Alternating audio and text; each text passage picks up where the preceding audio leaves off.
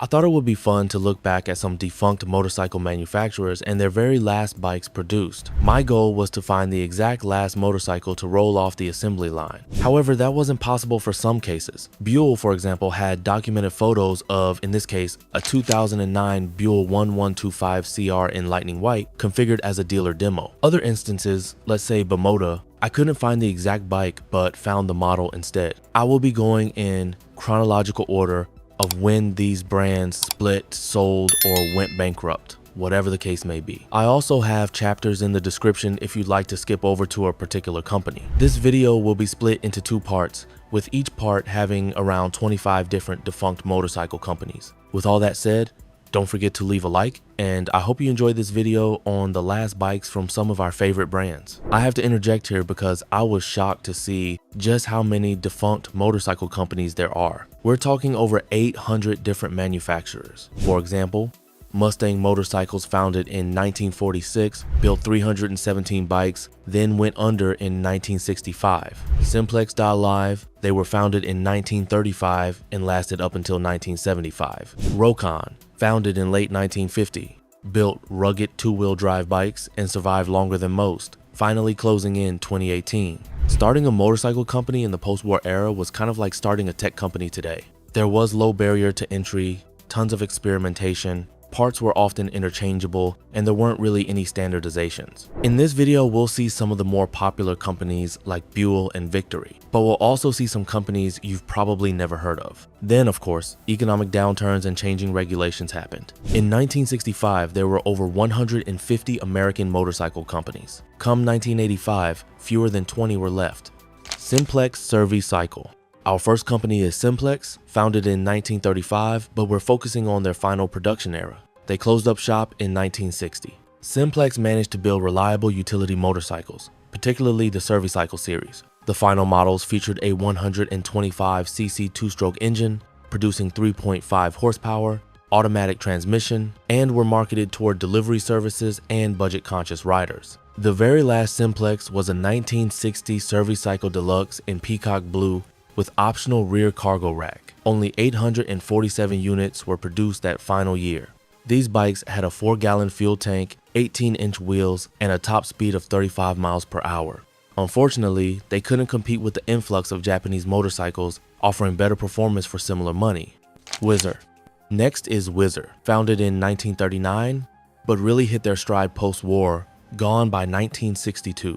The Whizzer was unique. They sold motor kits that could be attached to bicycles, essentially creating motorized bikes. Their 1962 pacemaker was the final model, featuring their signature 138cc 4-stroke engine producing 3 horsepower. The last Whizzer pacemaker rolled off the line in Ambassador Red with a 26-inch bicycle frame, belt drive system, and centrifugal clutch. Around 2,100 units were produced that final year. These weren't technically motorcycles in the modern sense, but they were motorized 2-wheelers that captured America's imagination in the post-war boom.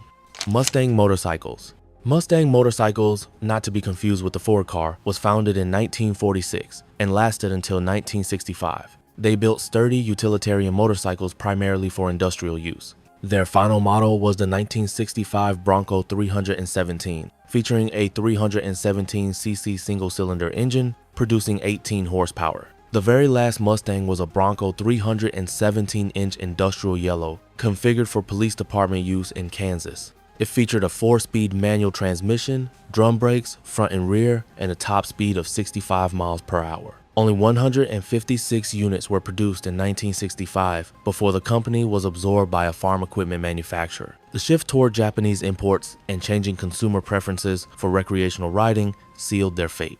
Rokon. Rokon is different from the other companies mentioned because they lasted much longer and filled a very specific niche. They started producing motorcycles in 1963 and lasted until 2018, focusing exclusively on 2-wheel drive motorcycles for extreme terrain. Their final production model was the 2018 Scout, featuring their signature 2-wheel drive system, a 208cc 4-stroke engine producing 6.5 horsepower and the ability to climb 60-degree slopes. The very last Rokon Scout was finished in OD green with auxiliary fuel tanks, front and rear racks, and balloon tires. Only 47 units were produced in 2018.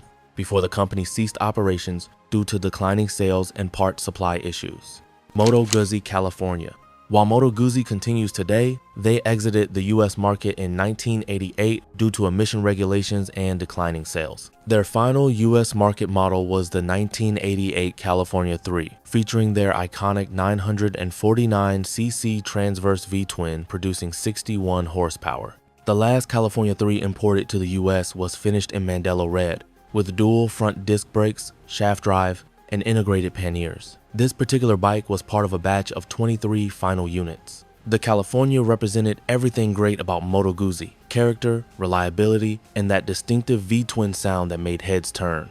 Laverda.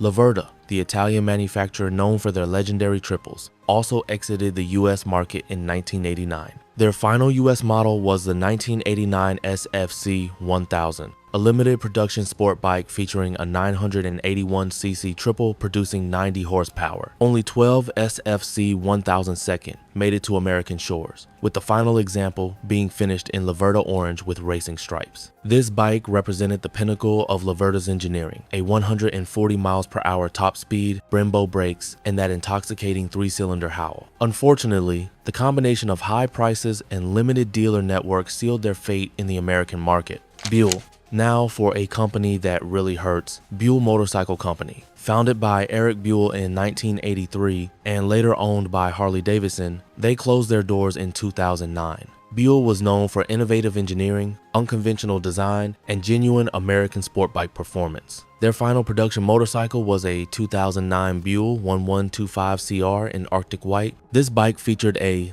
1125cc liquid-cooled V-twin producing 146 horsepower, a dramatic departure from traditional Harley power plants. The final one, 125CR, had fuel in frame design, perimeter front brake disc, and underslung exhaust. Serial number BM9B2009X9B8 was the documented last bike to roll off the East Troy, Wisconsin assembly line on the 30th of October 2009. It features signatures from the factory workers and came equipped with the optional racing exhaust system. The bike now resides at the Barber Motorsports Museum, where it serves as a monument to American sport bike innovation. This closure was particularly painful because Buell was genuinely competitive with European sport bikes and represented American engineering at its finest. The timing couldn't have been worse. Just as they perfected their formula, the economic crisis and Harley's restructuring ended the dream.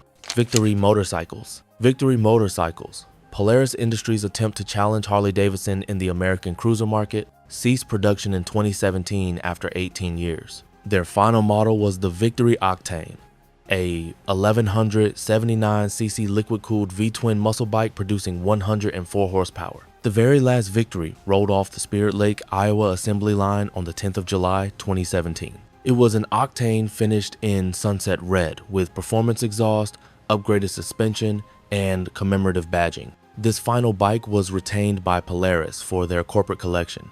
Victory actually built excellent motorcycles, reliable, powerful, and uniquely American. However, they never achieved the sales volumes needed to sustain the brand. The rise of Indian Motorcycle, also owned by Polaris, and the decision to focus resources on that heritage brand led to Victory's demise.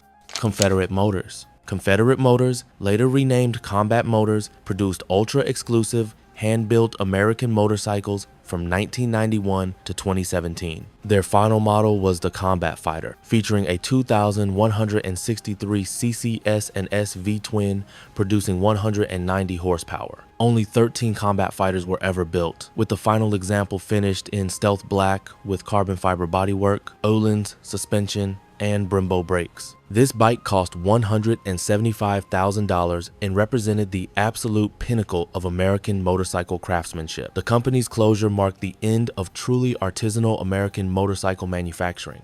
Erik Buell Racing. After the original Buell closure, Erik Buell started Erik Buell Racing in 2009, which also eventually ceased operations in 2021. Their final model was the EBR 1190SX, featuring a 1190cc V-twin producing 185 horsepower. The last EBR 1190SX was finished in Hero Blue and retained advanced features like semi-active suspension and traction control. This represented Erik Buell's final attempt at creating the ultimate American sport bike. Despite critical acclaim and impressive performance, limited production numbers and financial difficulties led to the company's closure. And there you have it. Over 20 different defunct motorcycle manufacturers and their very last bikes produced, or at least what I could find. After part 2, if there are any additional companies that I left out, then I will make a part 3, which most likely will be the case. But hold off on saying I forgot this or I forgot that, because I tried my best to evenly split each list, so I'm leaving out some good ones for sure. Companies like Excelsior Henderson, American Iron Horse, Big Dog Motorcycles, and many others will appear in part 2. This has to be my longest video yet, and if you made it this far, that really means a lot, and I just have to say thank you. The motorcycle industry has seen incredible innovation and heartbreaking closures over the decades. Each of these companies contributed something unique to motorcycling culture, whether it was Buell's engineering, innovation, Victory's American muscle, or Rokon's unstoppable utility bikes. That is going to wrap it up for this week's video. Enjoy the rest of your week, and I will see you all next week for part 2, where we'll cover even more legendary brands that are no longer with us.